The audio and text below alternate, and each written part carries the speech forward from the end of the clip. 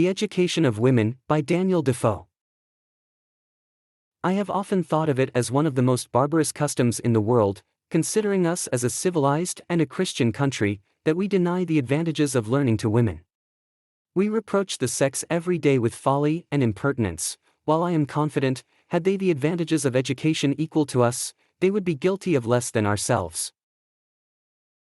One would wonder, indeed, how it should happen that women are conversable at all, since they are only beholden to natural parts, for all their knowledge. Their youth is spent to teach them to stitch and sew or make baubles. They are taught to read, indeed, and perhaps to write their names, or so, and that is the height of a woman's education. And I would but ask any who slight the sex for their understanding, what is a man, a gentleman, I mean, good for, that is taught no more? I need not give instances, or examine the character of a gentleman, with a good estate, or a good family, and with tolerable parts, and examine what figure he makes for want of education. The soul is placed in the body like a rough diamond, and must be polished, or the luster of it will never appear.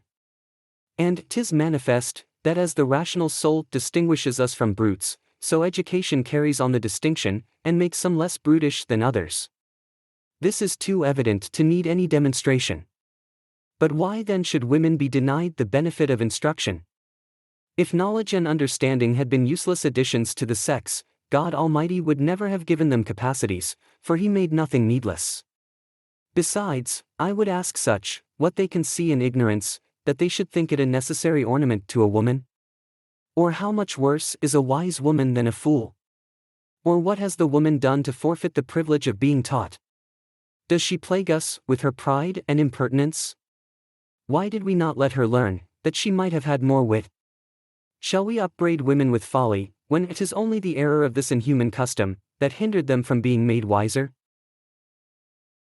The capacities of women are supposed to be greater, and their senses quicker than those of the men, and what they might be capable of being bred to, is plain from some instances of female wit, which this age is not without. Which upbraids us with injustice, and looks as if we denied women the advantages of education, for fear they should vie with the men in their improvements. They should be taught all sorts of breedings suitable both to their genius and quality. And in particular, music and dancing, which it would be cruelty to bar the sex of, because they are their darlings. But besides this, they should be taught languages, as particularly French and Italian, and I would venture the injury of giving a woman more tongues than one. They should, as a particular study, be taught all the graces of speech, and all the necessary air of conversation, which our common education is so defective in, that I need not expose it. They should be brought to read books, and especially history, and so to read as to make them understand the world, and be able to know and judge of things when they hear of them.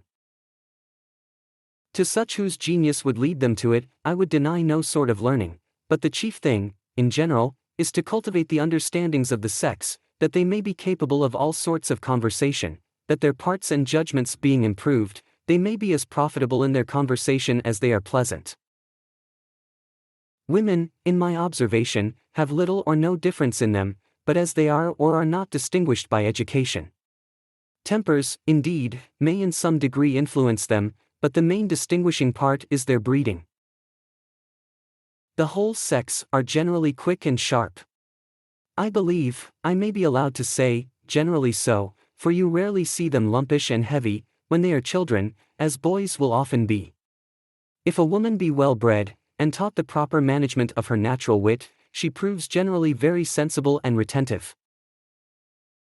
And, without partiality, a woman of sense and manners is the finest and most delicate part of God's creation, the glory of her Maker, and the great instance of His singular regard to man, His darling creature, to whom He gave the best gift either God could bestow or man receive.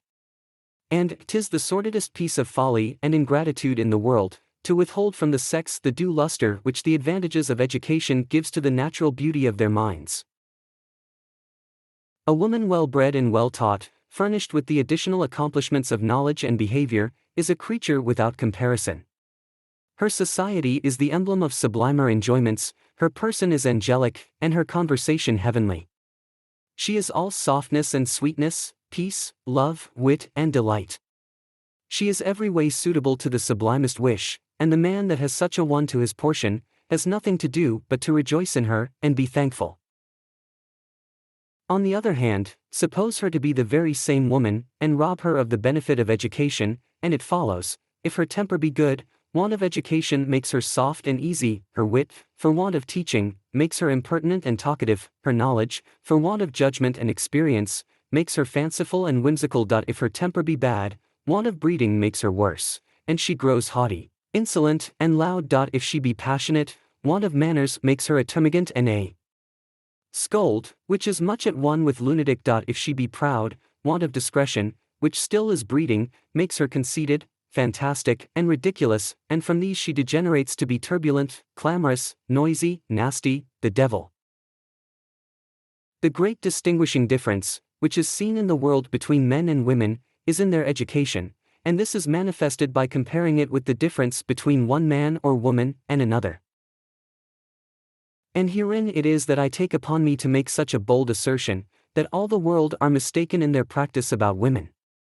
For I cannot think that God Almighty ever made them so delicate, so glorious creatures, and furnished them with such charms, so agreeable and so delightful to mankind, with souls capable of the same accomplishments with men, and all, to be only stewards of our houses, cooks, and slaves. Not that I am for exalting the female government in the least, but, in short, I would have men take women for companions, and educate them to be fit for it. A woman of sense and breeding will scorn as much to encroach upon the prerogative of man, as a man of sense will scorn to oppress the weakness of the woman. But if the women's souls were refined and improved by teaching, that word would be lost. To say, the weakness of the sex, as to judgment, would be nonsense, for ignorance and folly would be no more to be found among women than men. I remember a passage, which I heard from a very fine woman. She had wit and capacity enough, an extraordinary shape and face, and a great fortune, but had been cloistered up all her time, and for fear of being stolen, had not had the liberty of being taught the common necessary knowledge of women's affairs. And when she came to converse in the world, her natural wit made her so sensible of the want of education, that she gave this short reflection on herself: I am ashamed to talk with my very maids, says she, for I don't know when they do right or wrong. I had more need go to school, than be married. I need not enlarge on the loss the defect of education is to the sex, nor argue the benefit of the contrary practice. 'Tis a thing will be more easily granted than remedied. This chapter is but an essay at the thing, and I refer the practice to those happy days, if ever they shall be, when men shall be wise enough to mend it.